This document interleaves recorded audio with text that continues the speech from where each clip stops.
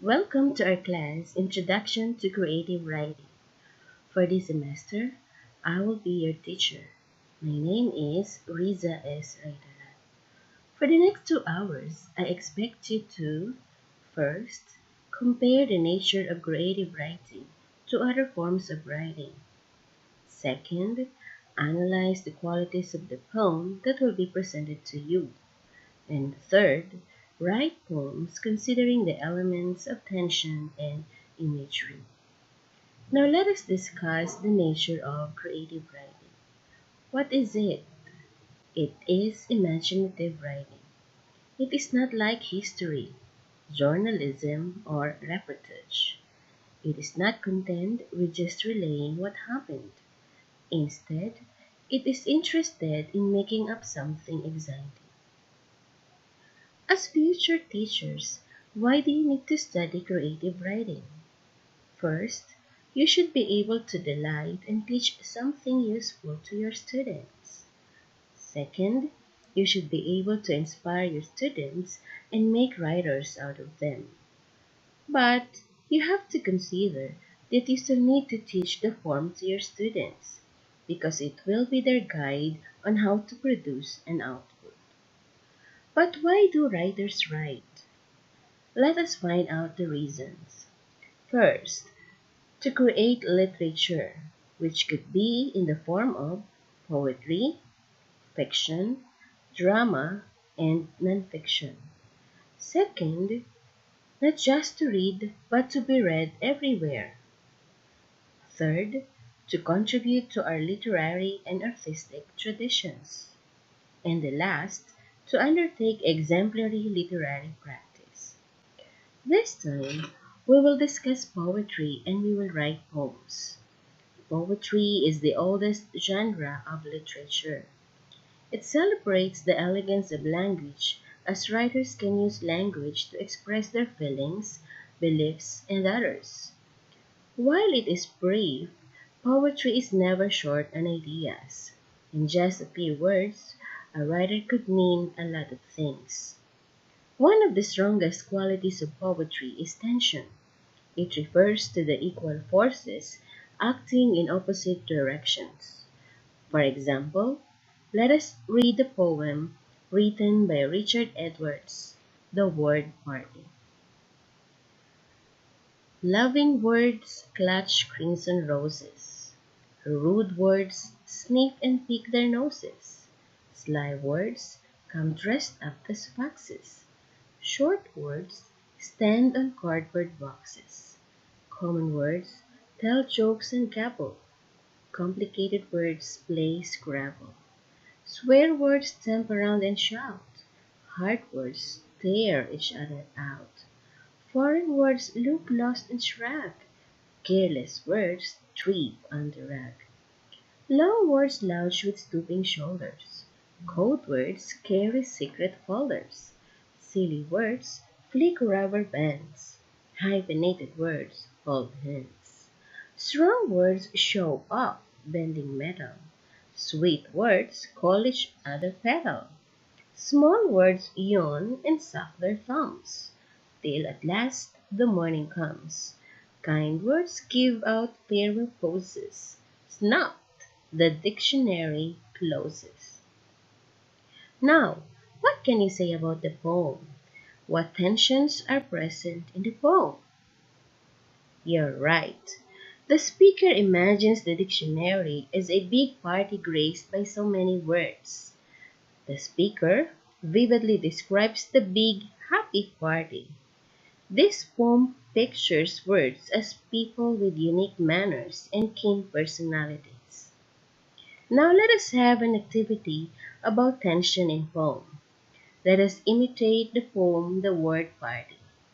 Instead of words, use songs and describe them with the following adjectives: sad and happy, sexy and holy, old and new, foreign and folk, fast and slow, high and low. Describe each song adjective using interesting characters and concrete action. Use your five senses and try using end rhymes. You are given 20 minutes to finish this activity. After that, exchange output with your classmate. Now, look at your classmate's poem. How did your classmate describe each song adjective? Did he or she use his or her five senses? After reading your classmate's output, return the paper to the owner. Once you receive your paper, consider the comments of your classmates. Then, revise or rewrite your poem. You are given 10 minutes to polish your work. Once you're finished, submit your final output to rizasarmiento_restaurant@yahoo.com. Now, in addition to tension, we can use images in writing poems. Images are the pictures received by our five senses: the eyes, ears, nose, tongue, and skin. Most writers prefer expressing their senses in poetry, as they believe that poetry starts with sensations perceived by the human body.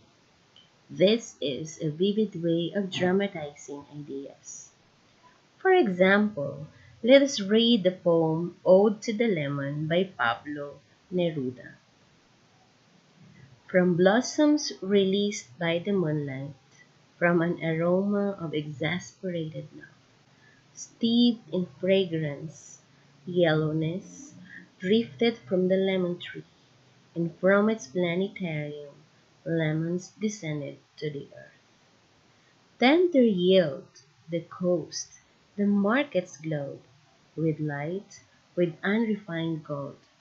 We opened two halves of miracle, congealed acid trickled from the hemispheres of a star, the most intense liquor of nature, unique, vivid, concentrated, born of the cool, fresh lemon of its fragrant house, its acid, secret symmetry. Knife slice a small cathedral in the lemon. The concealed apse opened, revealed acid-stained glass. Drops ooze topaz, altars, cool architecture. So, when you hold the hemisphere of a cut lemon above your plate, you spill a universe of gold, a yellow goblet of miracles, a fragrant nipple of the earth's breast, a ray of light that was made fruit, the minute fire of a plant. Now what can you say about the poem? What are the five senses present in the poem? What magical thing does it remind you of? What are some unlikely things to which we can compare a lemon? What gifts can it give you? Does it have secrets to reveal? Where did it come from? You're right. Five senses include blossoms, moonlight, aroma of exasperated love, and yellowness. We are reminded of a planetarium, isn't it? We can compare the lemon to unrefined gold, congealed acid from the hemispheres of a star, and it gives us intense liquor. What are the secrets? Small cathedral, concealed apse, acid-stained glass, a universe of cold, yellow goblet of miracles, fragrant nipple of the earth's breast, and it came from a ray of light made of fruit, fire of a planet. Now, using the following guideposts, write your own ode. You have to answer the following questions. But first, you have to pick out something to praise. Then, what do you need to do? First, describe its qualities using your five senses. Compare it with three unusual and likely things. Focus on revealing the similarities. Describe the magical or surprising gifts that could come from this common thing that you are praising. Then what features makes the thing quite unique? Where did it come from? How should we feel about it? Who are its parents? Who are happy with it? Why? Who are afraid of it? Why? In the end, where will this thing take you? Then write your ode. You are given 45 minutes to do this activity. Once you're finished, share your output with your classmate. Using the guidepost given to you before you write your ode, evaluate the output of your classmate. Afterwards, return the paper to your classmates. Once you receive your paper, consider the comments of your classmates. Then, revise or rewrite your poem.